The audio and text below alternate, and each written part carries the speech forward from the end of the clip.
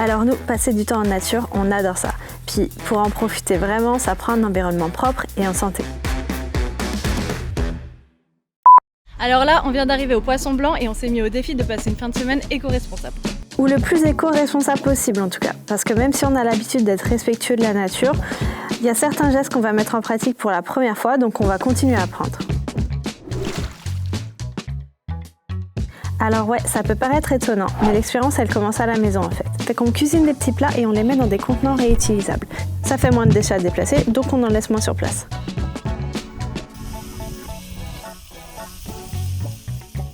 Une fois qu'on est installé, on remplit un bidon réutilisable directement avec l'eau du réservoir. Dedans, on glisse une pastille d'Aquatab pour la purifier un petit peu et après 30 minutes, c'est prêt à boire. Pour les pâtes et le café, c'est à peu près la même chose, sauf qu'on puise l'eau du réservoir puis qu'après on la fait bouillir. L'avantage pour nous, c'est surtout qu'on n'a même pas eu besoin d'acheter ni de transporter des bidons d'eau d'8 litres qui pèsent 1,5 tonne.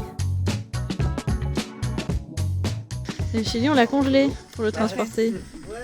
On l'a fait cuire il y a quelques jours, on l'a fait mijoter pour finalement le congeler et l'amener très pratique. Alors c'est franchement basique, mais on n'avait jamais pensé à ça avant. Congeler des aliments comme les repas, des saucisses, des jus de fruits par exemple, ça remplace la glace dans la glacière et ça conserve plus longtemps les aliments eux-mêmes. En empruntant une glacière au Poisson Blanc pour notre séjour, on n'a eu aucune perte de nourriture. J'aurais un peu l'impression d'enfoncer une porte ouverte en mentionnant qu'on utilise de la vaisselle réutilisable, mais ça se pourrait que ça soit pas encore une normalité. Alors que ce soit un pique-nique ou en camping, on oublie l'usage unique pour limiter ces déchets. Jusque-là, on avait toujours fait notre vaisselle directement dans l'eau, pensant qu'on faisait bien les choses parce qu'on utilisait un savon biodégradable. L'intention, elle était bonne, mais en fait, l'action vraiment nocive pour l'écosystème. On a découvert une nouvelle manière de faire la vaisselle. Tu l'as mise dans l'eau et elle a gonflé. Bah j'ai mis des gouttes d'eau. Ah ouais, parce qu'ils disent de la mettre dans l'eau avant, elle va gonfler là. Ouais. Oui, parce qu'elle passe de ça à ça. Ah ouais. C'est malade. Ah c'est très bon. Oh là. La magie opère. Ah bah on va acheter ça nous. Je suis ça part en achat. Alors pour résumer, il vaut mieux faire sa vaisselle dans une bassine avec un savon biodégradable, puis disperser l'eau usée dans la forêt, loin du plan d'eau. De cette manière-là, on diminue notre empreinte écologique et on ne déstabilise pas l'écosystème du réservoir. Et c'est la technique qu'il faudrait aussi adopter pour se laver.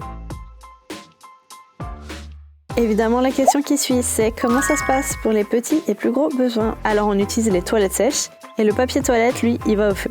Ce qui ne va pas au feu, par contre, ce sont les mégots. Ça s'en va direct dans la poubelle, et quitte à faire, autant faire le tri. Les canettes, ça va au recyclage, et le reste de bouffe, au compost. Finalement, bien sûr, on a quitté notre emplacement avec notre belle collection de sacs à bord pour aller les jeter à l'accueil dans les bacs désignés.